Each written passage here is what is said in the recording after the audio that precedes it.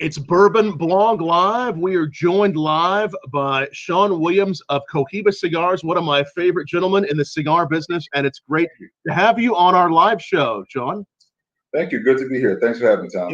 It's great to see you, and as we were just saying, usually I would be seeing you just about this time of year at Kentucky Derby in Louisville. Yes. And hopefully I'll see you at the Derby in September as it's scheduled now. So that's right. Right. Hopefully we make up for it. We will make up for it, and we're beginning to make up for it by trying your brand new Cohiba Royale. Do you say Royale or Royal? Which way do you say it? Royale. Royale. Okay, I wanted to make sure. I thought that was it with that E on the end. The Cohiba Royale cigar. This just came out a couple months ago. When was this released? It started sneaking onto the market in March, but officially hit the shelves end of April. Excellent. So tell us. I'm already really liking it. I like the spice. I like the depth. What makes the Cohiba Royale different from the rest of the Cohiba line? So you kind of talked about the spice and the depth. We wanted to create something that was more on the fuller body side, but also had some balance, had some depth, had some complexity, not something that was going to be off-putting or linear. And wanted something that played more in the vein of a classic Nicaraguan profile. So we went with a different approach to this cigar. We actually made it at our factory in Donley, Honduras, which is called HOTS. It's actually the largest cigar factory in the world. So certainly the largest for us. Right. And making it right there, just north of the Jamastran Valley in Honduras, which is just a little bit further north than the Jalapa Valley in Nicaragua. We really got to play on all the elements involved in what made this cigar what it is, as far as the raw materials, the familiarity with the factory and working with these materials, and even out to the rollers and their heritage that they bring to it. So it was just a totally different experience in making this cigar. Yeah, I mean, obviously we enjoy the entire Cohiba line, and but this is actually something that's really a little deeper, a little bolder than what we've had before. What was it that inspired Cohiba to really want to go for this flavor? Well, it's just sort of, when we look at the range of cigars that we have, the sort of flagship offering is still the Cohiba Red Dot, which is that Cameroon wrapper that was released, a couple of decades ago at this point. Right. So we talk about the original Red Dot, which is Cameroon. Talk about the Cohiba Black, which is Connecticut broadleaf grown here in the USA in the Connecticut River Valley. With the Cohiba Blue, it's a Honduran wrapper, Honduran binder. When you look at the Cohiba Connecticut, it's Ecuadorian shade-grown wrapper. And Cohiba Nicaragua is a more Nicaraguan-centric blend, actually made in Nicaragua, but not quite as refined. So we wanted something that really sort of rounded out the portfolio, which you're never quite done, right? You're never quite done rounding out the range, but you wanted, like, what else can we add to it? And we didn't have anything that really filled that space as far as a full body, elegant profile that was more Nicaraguan centric in this blend. And that was sort of the impetus behind creating the Cohiba Royale. And it was great to go through the process of making this cigar with the factory down there, and I love smoking it, so that helps. Yes. Oh yeah. It has a really nice. It does have that elegant, really Nicaragua centric flavor. The depth. I'm actually tasting it with. Well, I poured to start with. I got some whiskeys. I know we were talking about rye whiskeys, and of course, I love good bourbons. Doing Bourbon Blog, but I'm starting with a little bit of the Barbados Plantation XO 20th anniversary rum, just because I thought that's beautiful. Yeah. With that sweetness. You got to catch up, man. I'm home. I'm drinking a whole lot more than you. I can't wait to kill this bottle. It's the Basil Hayden Dark Rye. But I tell you what, it actually drinks like you've had this, I'm sure, right? Yes, it's good. I love the Basil Hayden Dark. So rich, it sort of drinks almost like a rum with more heat, obviously, but really just sort of coats the palate. Goes well with a cigar that has more front end spice. Really great pairing. But I have to try that that rum though. Man. You got to hook me up. No, I like that particular basil. I may have some. I may have to go hunt down some and try with my next smoke for the night a little while. But I see next time I have you on, I'll have to get a bottle that has a little more out of it. No, you're good. You're good. Listen, don't try to catch up with me, man. This is quarantine living, baby. It's my liquor budget is shot right now. So obviously you've been enjoying some nice cigars and whiskeys, spirits while you've been home. What have you explored in any new pairings that we all had this time to explore with cigars and pairings? Have you found a new cocktail, a new pairing with a cigar that you're really excited about?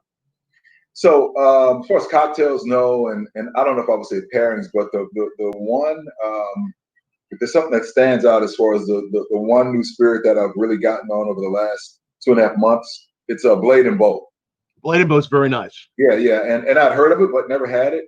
And of all places, I saw it in the Costco liquor store, which there's one, as far as I know, there's one Costco here in the Atlanta area that has a liquor store. So it's pretty early into the quarantine that I got up there just sort of stock up on some liquor, and I saw the Blade and Boy, had heard of it, and just kind of bought it on the whim. And I was really, really impressed with it. So that's the only new spirit that comes to mind that I've tried in the midst of the shutdown, so to speak. And my mainstays have always been in circulation. I still love Colonel Taylor, Elmer right. G. Oh yeah. Basil Hayden, both the straight bourbon and the dark rye. Yes. Four Roses, Single Barrel Select.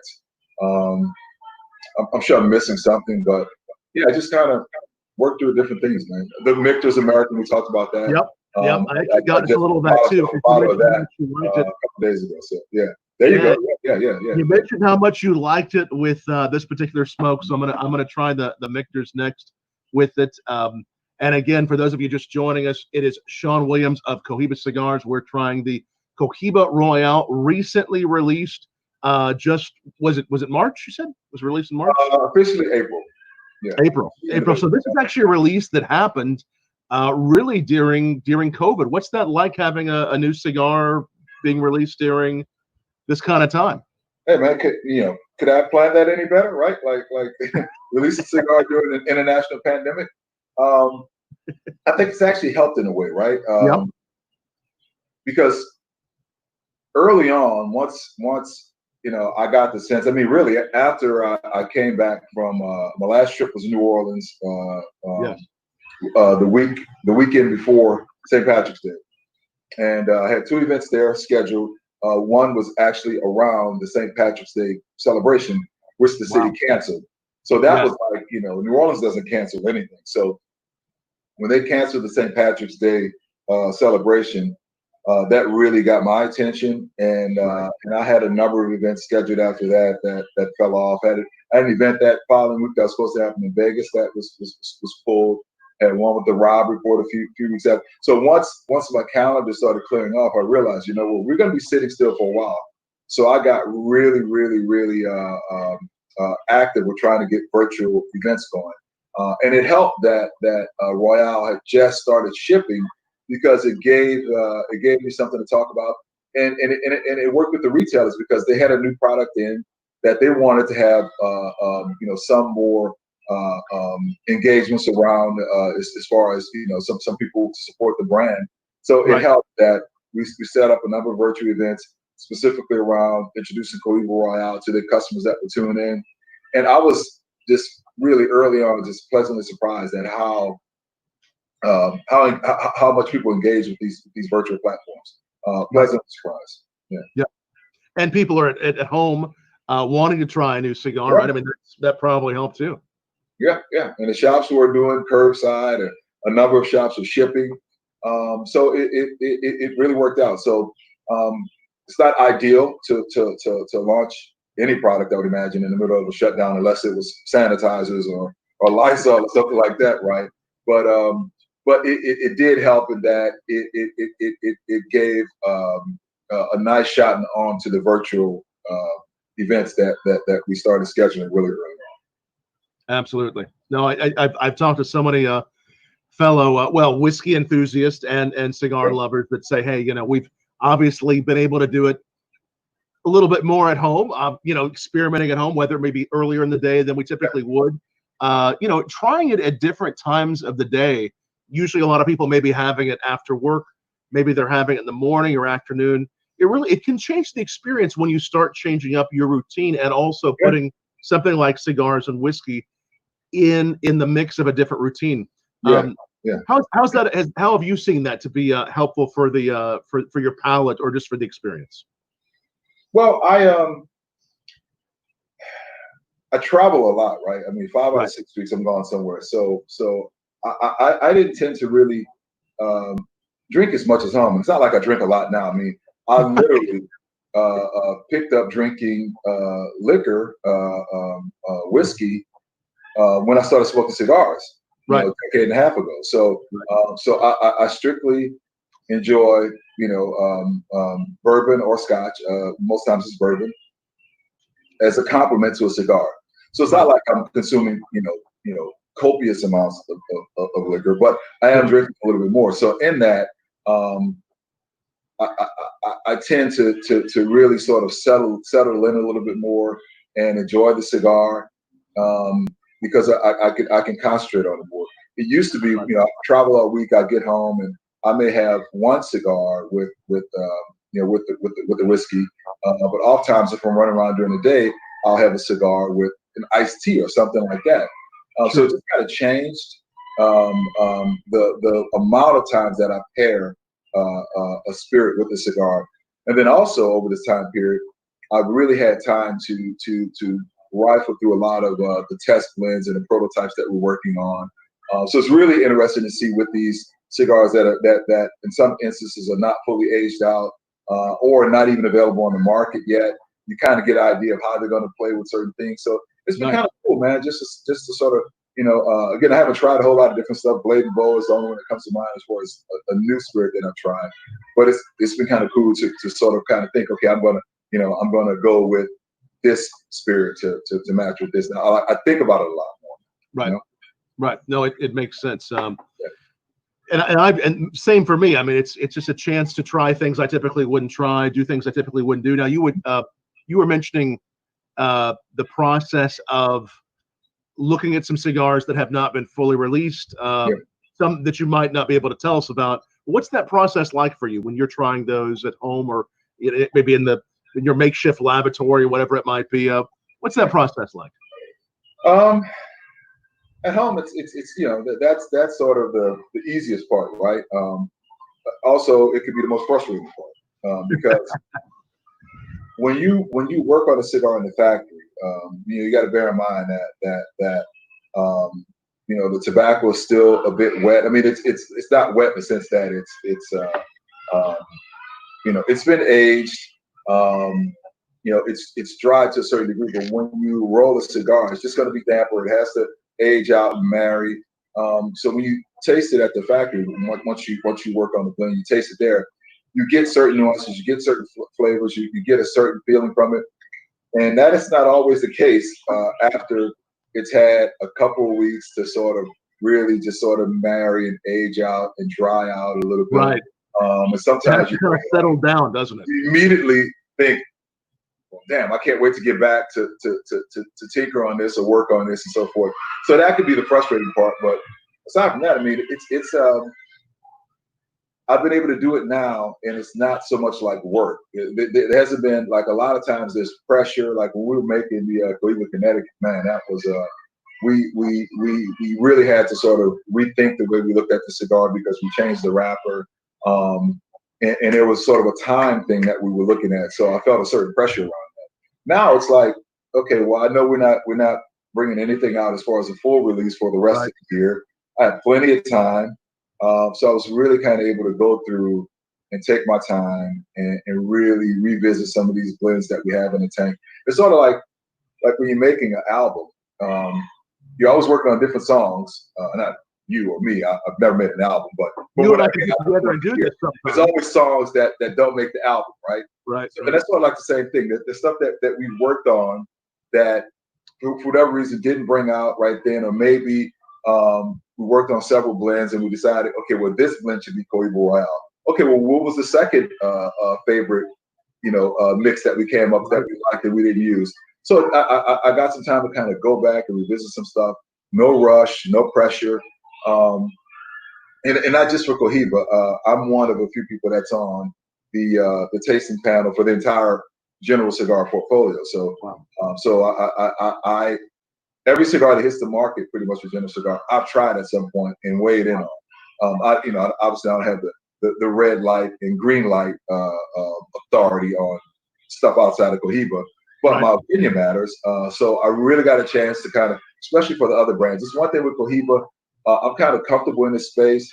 I feel like I got a beat on what our consumers looking like.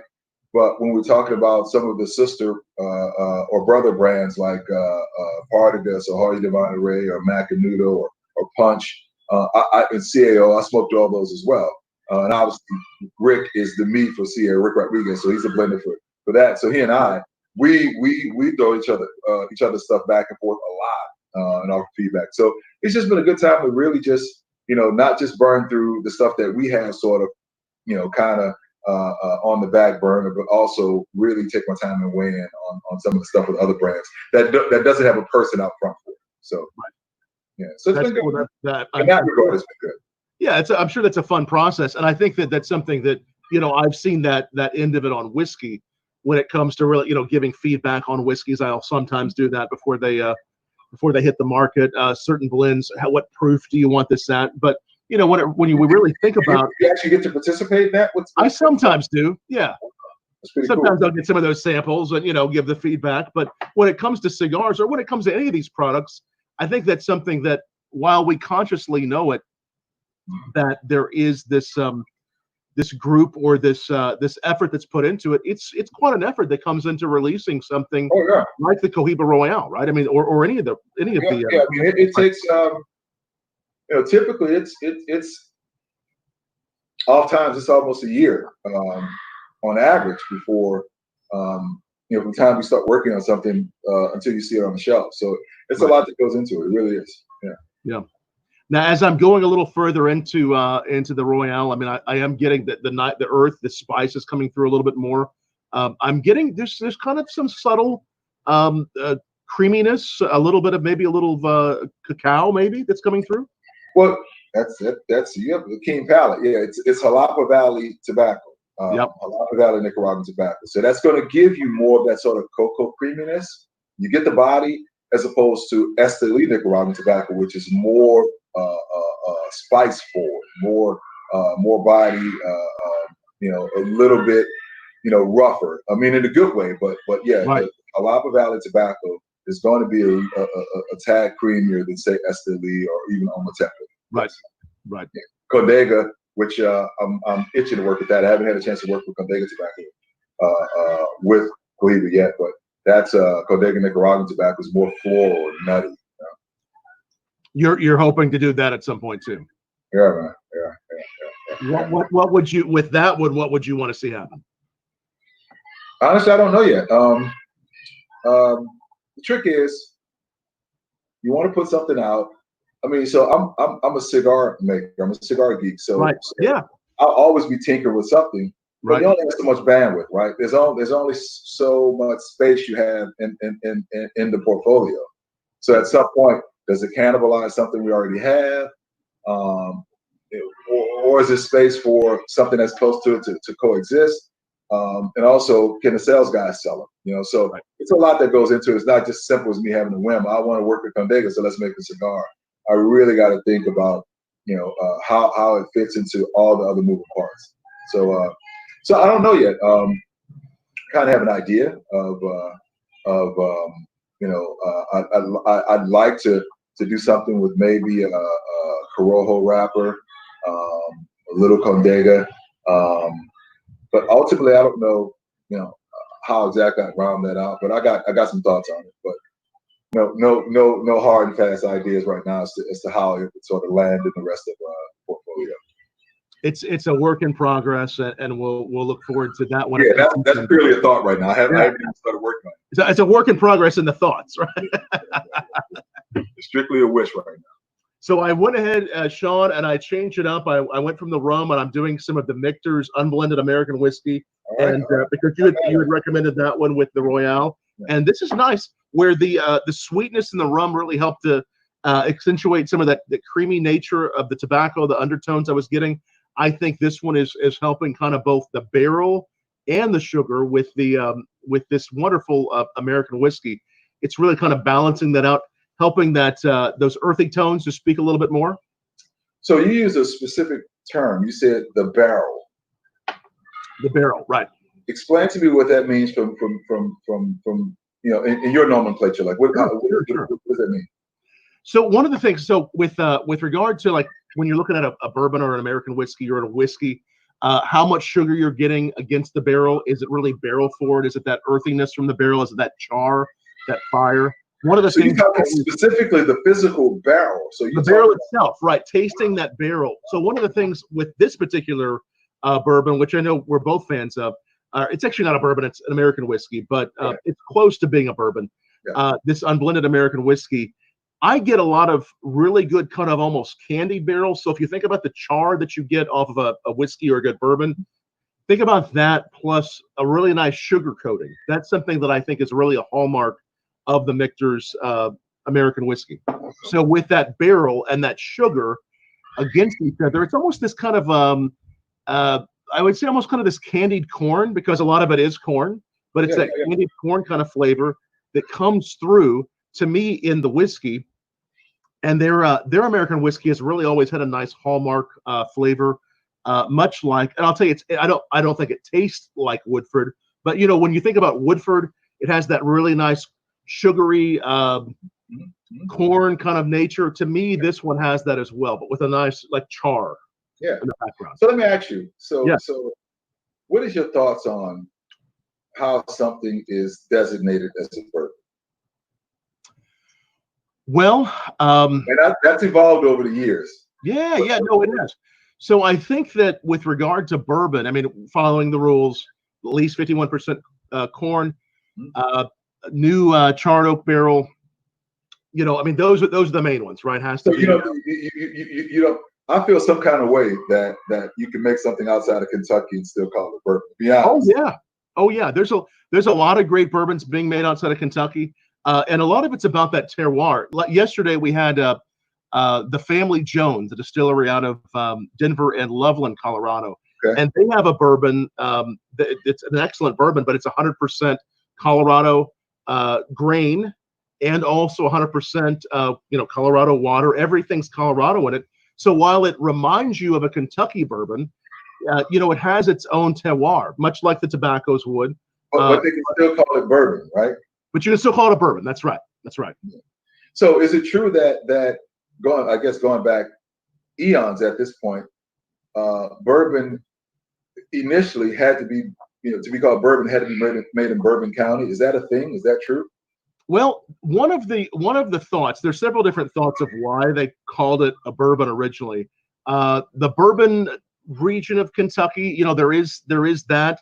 One of the stories that I hear a lot is the Bourbon title name from New Orleans, as whiskey was sent down the river from Kentucky to Louisiana, and it picked up the char in the barrel, rocking around in the boat, and then it ended up in New Orleans. They said, we like that bourbon nature of that whiskey, right? So that's kind of how it.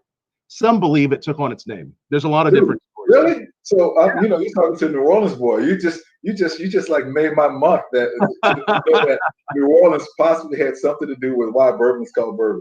There's some belief to that. I think there's some good evidence to that, and that's part of. I'm going to use that from now on. I'm going to quote Tom Fischer.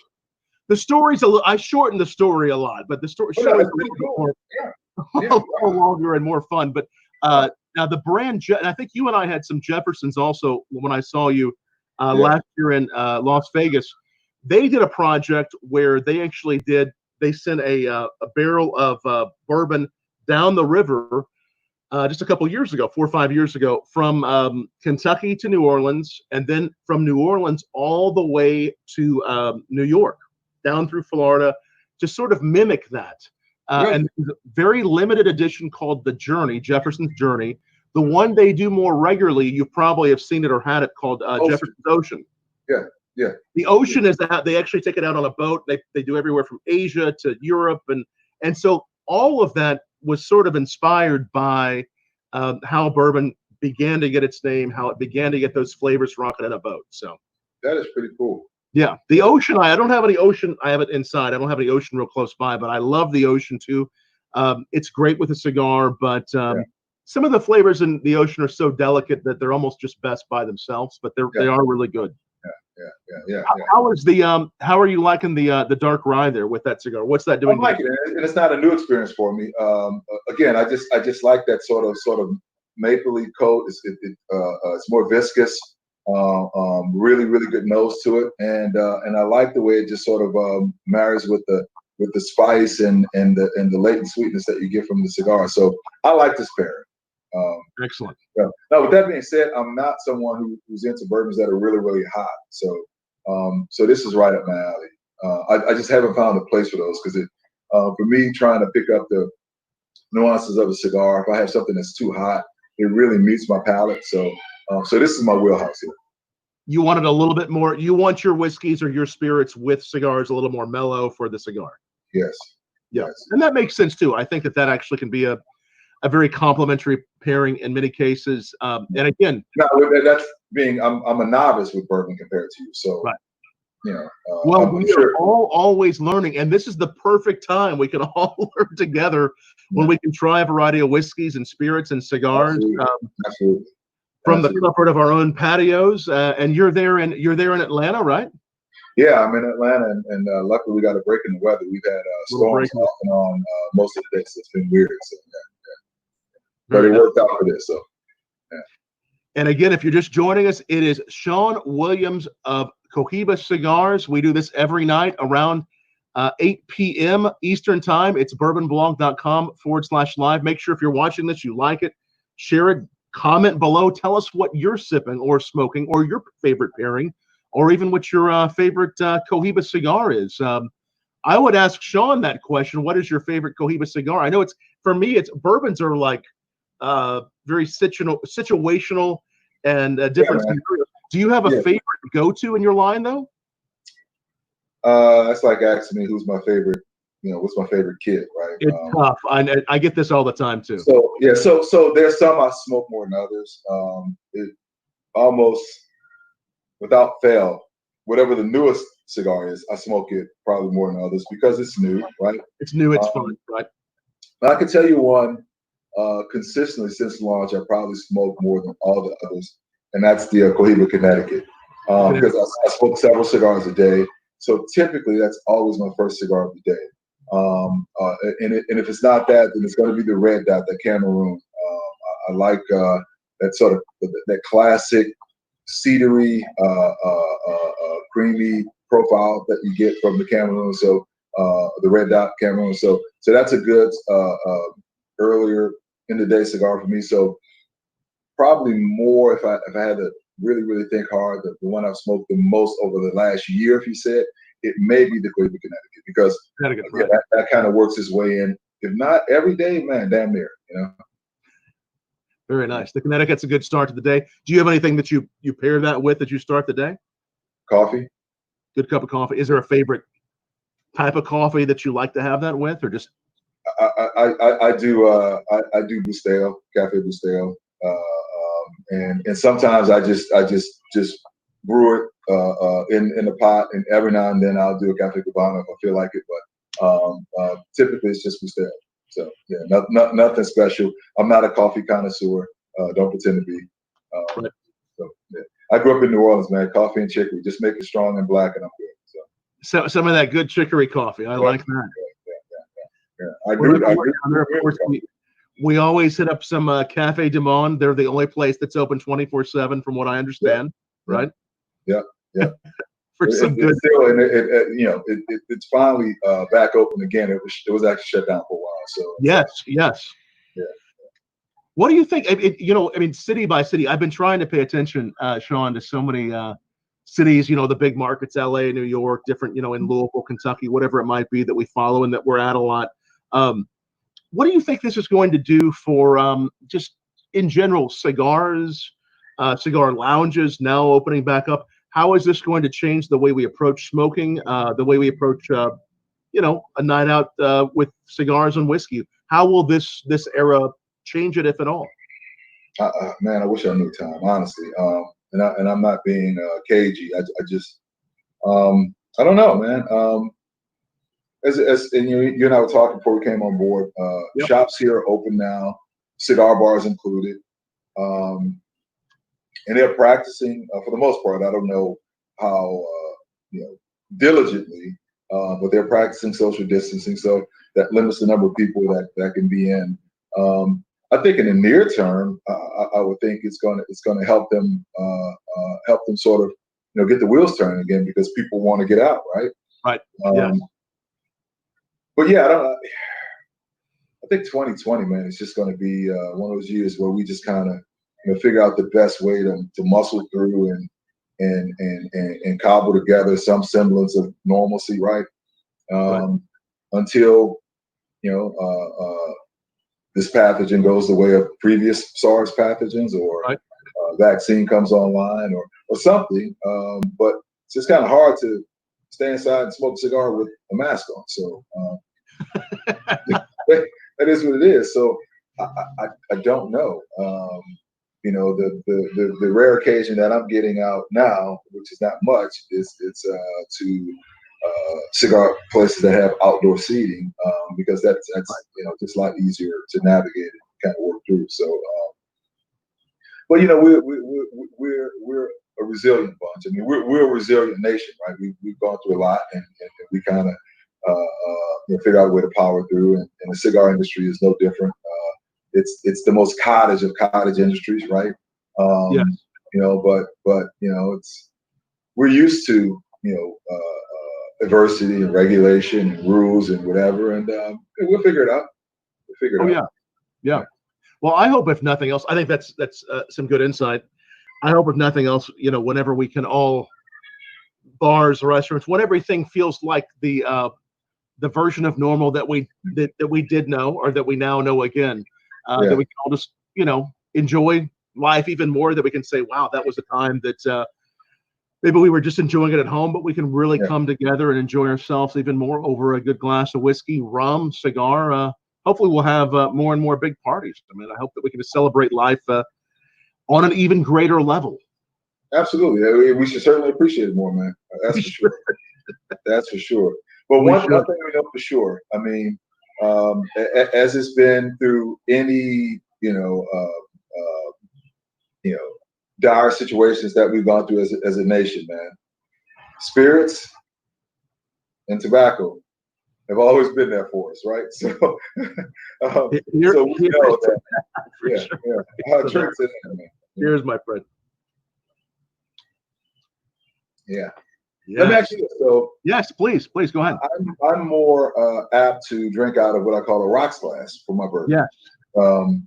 I see you're not. Do you have a preference in that, or? Well, it all depends. I got this one out. This is kind of more of a rocks glass. I got this one out for just to have a cube with the rum to kind of cool things down here. It's a little bit warm, not too bad here in Indiana. But I do like the Glencairns. There's a lot of whiskey tasting glasses that are out there. Should probably pour another whiskey here while I'm at it. So do you like it more for the nose? For the nosing, for the tasting, and just the ability to really, if you do compare and contrast, a rocks glass versus a whiskey tasting glass, you can really just get those aromas. This is called a Glencairn, of course, made in Scotland. Yep. There's other ones in the market, the neat glass, the Norland. There's several of those, but you can just, just nose that, and the aromas start here and come up here, designed to really be nice for tasting. Whenever I'm judging competitions or whenever I'm reviewing a whiskey or a spirit, it just helps a little bit more to get that nice nose. And actually, here's another cool thing. If you do take a little bit of the, take a puff of the cigar. Okay. In a Glencairn, it's trapped a little bit better. I mean, you can do it with a rocks glass, but I like trapping a little bit of it in the Glencairn and then just blowing it out, smoking the whiskey.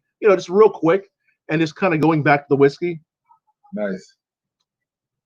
Feeling Now, that do you have a preference with that glass, with the Glencairn glass? Do you prefer it Scotch in that glass versus bourbon, or does it matter? Just all kind of whiskeys. Or even if I'm, on the case that I might be judging in a competition where we're doing a gin, it just helps me with the nosing of it. I spend a lot of time with my nose in a glass. Some people will go it a little further out, but I like to just put my nose. Some people say, don't put your nose all the way. That's how I'm with cigars, man. So yeah. And I have another one here. So you see people, and for anybody that's looking, and you go into a cigar shop, and you get a cigar for the first time, you see it in a cellophane. Do not ever do this. You see people do that, and I understand it. They want to get. I guess you don't have much of a choice in a cigar shop, right? But all you're smelling is high grade cellophane, right? Right. Once you buy the cigar, do not do this in a cigar shop because you'll probably get arrested. But once you buy the cigar, it's sort of the same thing. You get a little bit of like this, but if you really, really want to smell a cigar, you got to really. Get it up there. Pressure to your nose, close off this side. Wow. So you just do it all, and then you just get it up there. Yes. This should cover your nose, put pressure, and close off the other nostril, and get a nice big pull through. And you pick up a number of things. You get an idea of the strength, and you can determine that based on the amount of burn or tingle that you get. Also, you get a hit of the ammonia or the lack of ammonia. Right. And the more a cigar is aged, the more it releases ammonia, and also the more it releases nicotine. So it really, and also you get, those olfactory senses, come together, and you can taste the cigar as you smell it. So, and this is, again, you can't do it to a cigar that you don't own, right? But when you really, really want to, get the flavor of a cigar or get the nose of a cigar, you literally stick it up your nose.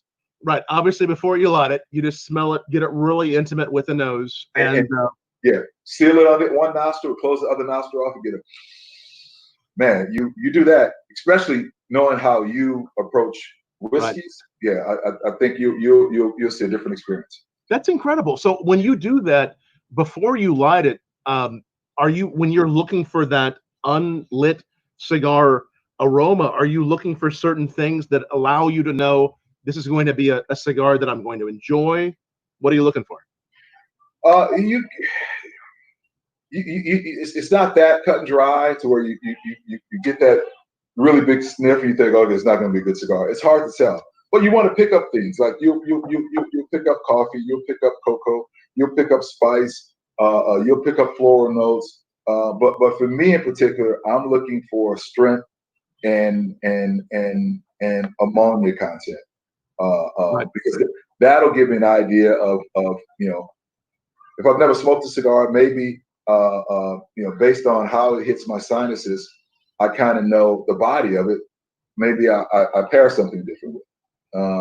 It just prepares me for the experience. Kind of know what to expect. That's cool.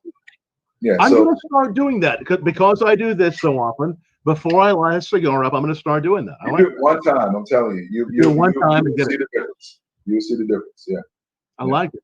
So from beginning to end, I think just having that, what would we call it, almost intimacy with what we're doing, with what we're tasting. Just get it up there, try it, see what you get in the aroma, and see how that might carry through to the actual cigar. Mm-hmm. Absolutely. And again, just knowing the way you approach bourbons, I think you'll appreciate that exercise a whole lot more. Yeah. Thank you. Yeah. That is a good tip from. Again, it's Sean Williams of Cohiba Cigars. You're watching live here on bourbonblog.com. We do this every night, whether it's cigars, whiskey. We just like to bring people together to have a good time. Just like those of you who are watching and trying new products like the Cohiba Royale. And again, people can find the Cohiba, this new Cohiba Royale. Where can they find this if they want to try this themselves? Well, I mean, certainly at a retailer near you. And if your retailer doesn't have it, then you should ask them why. But I mean, it's available nationwide. Certainly, shops that carry the Cohiba Red Dot will have this, or most probably have it on order. But then it's available online as well. But my preference is that you go to your local brick and mortar and look for it there, or ask for it there. So yeah. Yeah. Excellent. And I'm down to around, well, I'm about halfway, I guess about the halfway point on the cigar, and the flavors have continued to open up. Both the sweetness, the earth. You know, people ask me, Sean, you know, what do I like about a good cocktail, a good whiskey, a good bourbon? And I say I like a good balance. This is a really good balanced cigar. Thank you. Thank you. Thank you. Yeah, I'm maybe almost to the halfway point, probably more closer to 40% in. And I like it because you get the initial spice when you light up, and then as you get to the center of the cigar, you get more spice, and the retrohale is really, really, really, really dynamic at this point. Yes. Yeah, and it never gets hot and bitter. I mean, the flavors will intensify, the strength will change on you, but it never gets sharp. It just kind of it just gives you this nice sort of round profile all the way through. So yeah, I like it a lot. And I don't know what size did I send you? Do you know, was it the Toro or the Robusto? These are the Robustos. Robusto. So we make this other, and it's called the Grand Royale, which is a 4.5 by 46, and it's the shorter. We only make 3 sizes. We make the Grand Royale, we make the Robusto Royale, and the Toro Royale, which I'm smoking. So this one, the Grand Royale, if you get your hands on this one, this is going to be the fullest of all 3. Wow. This little sucker gets right to it. It gets right to that. Yeah. So nice. I'll make sure next time I see you, man, I'll hook you up. So we'll try that one next time. No, this is great. I like the new cigar. It's beautiful. It's very well balanced. It has a good boldness, but also just some really nice balanced flavors, and it's a really relaxing cigar. This is very nice. Very nice cigar. Thank you. I know around this time of year you also usually is it the Spectre? Is that one out this year too? Yeah. Well, we usually preview the Spectre at the show in the summer and take orders and then ship it in the fall. So obviously there's no show this year. We weren't going to be there either way, but so we will be releasing the Spectre this fall, probably October. October, we'll see that.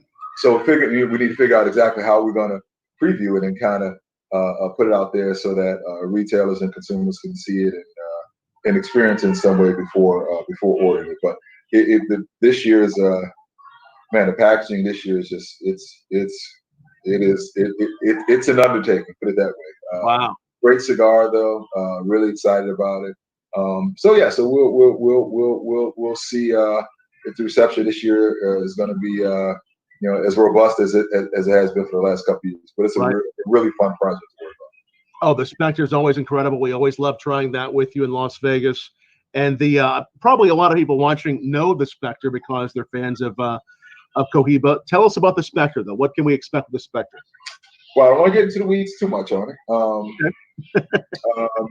It's gonna. I'll put it this way: if there was a clear departure from Spectre 2018 to Spectre 2019. Spectre 2018 was Sumatra wrapper, 5-year age. A couple of Honduran tobaccos, a couple of Nicaraguan tobaccos. The secret sauce in there, or the big piece of that, was the Piloto Cubano that was at the time 23 years old. So going to 2019, it was more of a Nicaraguan centric blend. Kind of more akin to this, actually the same wrapper variety, Jalapa wrapper, 5-year age Jalapa wrapper. We had 13-year-old Jalapa tobacco in the filler. We had some Brazilian Montefina. So it was more of a fuller body smoke, a smaller platform, more of a cigar smoker's cigar. So all I'll say is the 2020 Spectre is going to be more in line with 2019, more of that kind of profile. If you like 2019, this is going to be right in your wheelhouse. And these will be some very old tobaccos then. Yeah. I mean that makes it harder, to be honest. I mean, we only have so much sort of unicorn tobacco out there that we haven't used, so it gets trickier every year. But I'm really happy with what we landed on this year. Really excited to get it out. And honestly, I don't know that we do a Spectre 2021. To be honest, just based on unless something pops up that I don't know that we have, which we have raw material, in literally all over the world. So there may be some stuff out there that I don't know about just yet. But based on the timelines and based on where things stand now with the quarantine and the inability to go to the factories, I don't know that we could do it justice. We're trying to do one for 2021, so we may have to table it and kind of revisit it after that. But that being said, 2020 is going to be a great addition to the series, though. That'll be incredible. So the 2020 Spectre will be around October, potentially 2021. We might not be seeing it again for a year or so. Most probably. The way things look right now, that's what I'm again, unless something happens where, wheels start turning really fast. But yeah, I mean, that's one of those things that you can't rush it out. With that being said, we already got some really cool stuff already teed up for 2021 that we'd already been working on. So we won't be missing anything. We have plenty to talk about. Very nice. So some other releases from the Cohiba line. Oh yeah. Anything you're able to give us a hint of, or? So there is something I'm working on from this factory, the Hatsa factory. I got to see where the camera is. That would sort of be a play on something that we already have existing in the Cohiba portfolio, kind of like a remix. Put it that way. Remix. Yeah. Very nice.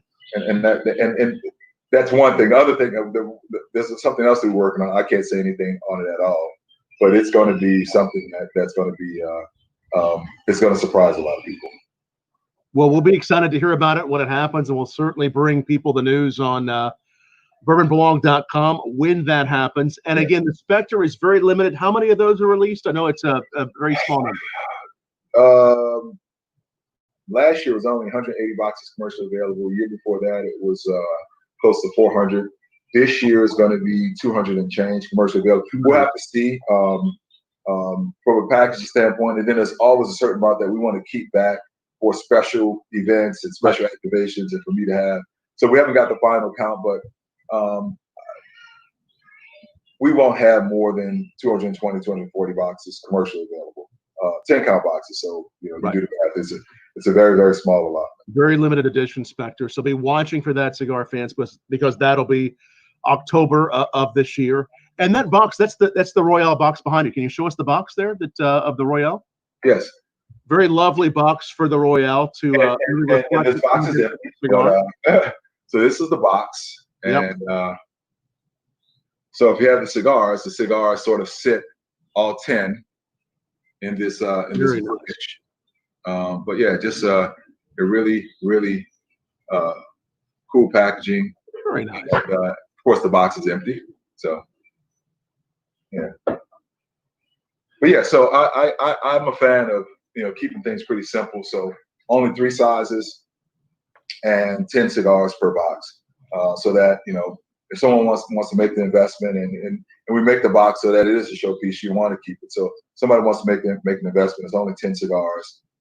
So that's doable, and you have great packaging. You can, if your humidor is big enough, well, I guess most people may not have a cabinet, but if you did, you can set it in.